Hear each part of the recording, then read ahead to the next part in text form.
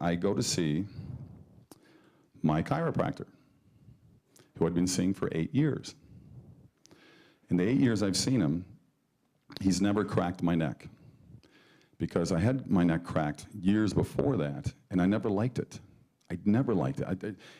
I used to get weird head rushes. I didn't like the feeling of it. So I said, I told him when I first started seeing him not to crack my neck. And he never did in 8 years. I'm laying on the table. I told him what my doctor told me about the lump in here. He's feeling around. He's working on me. I'm laying on my back. My eyes are closed. I hear a voice say, "Don't let him crack your neck."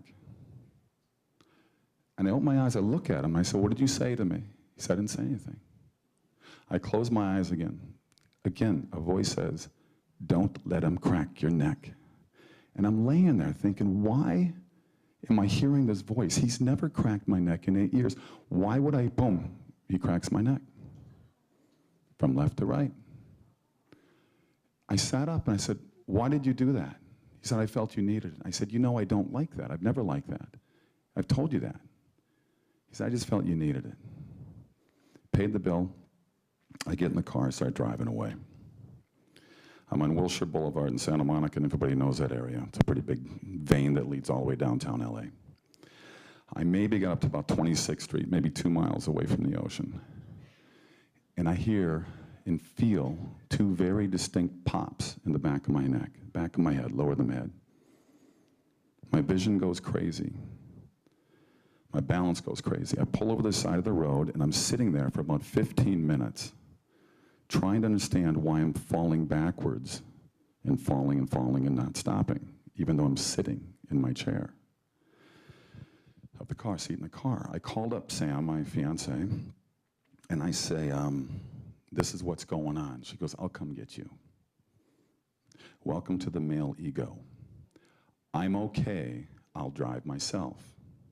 Even though I'm sitting there and I felt like my head was inside an aquarium, that I was looking through the water and the glass. Everything was just very strange and distorted. And I knew something horrible had just happened. I knew something horrible just happened. But I was in total denial, which will be a continuing factor through the next couple days.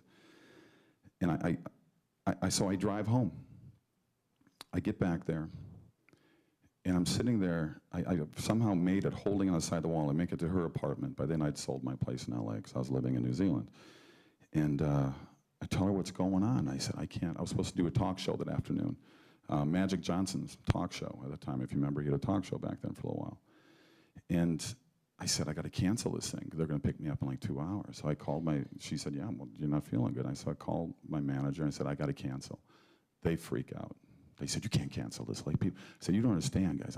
Something's wrong. I'm not feeling good."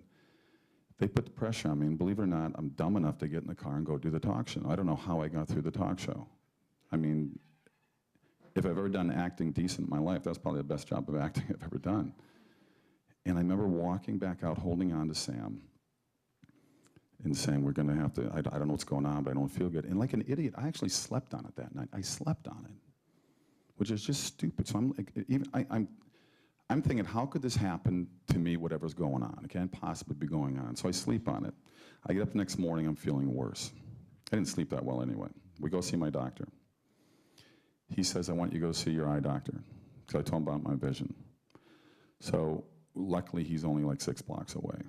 So I go see the eye doctor. They do a field of vision test on me. Sure enough, there's 2 very black spots that I've lost vision in. That's gone. So he's thinking, okay, this isn't good. It's probably strokes. He doesn't say it to me. I get back to the house. I walked to myself there. It was weird. This is very weird. Everything's very surreal. I'm constantly just going in total denial about this as well. So I walk home. I get back to the house. Sam makes me a sandwich. I'm sitting there while I'm trying to eat the sandwich, just feeling worse and worse and worse. And I had 2 more pops. And I fell over sideways. And she looks at me and she goes, "You're right." And I say, She went, "What?" And I go in shock. She just stares at me, and I realize I'm accepting it now. I can't speak. So I'm having strokes.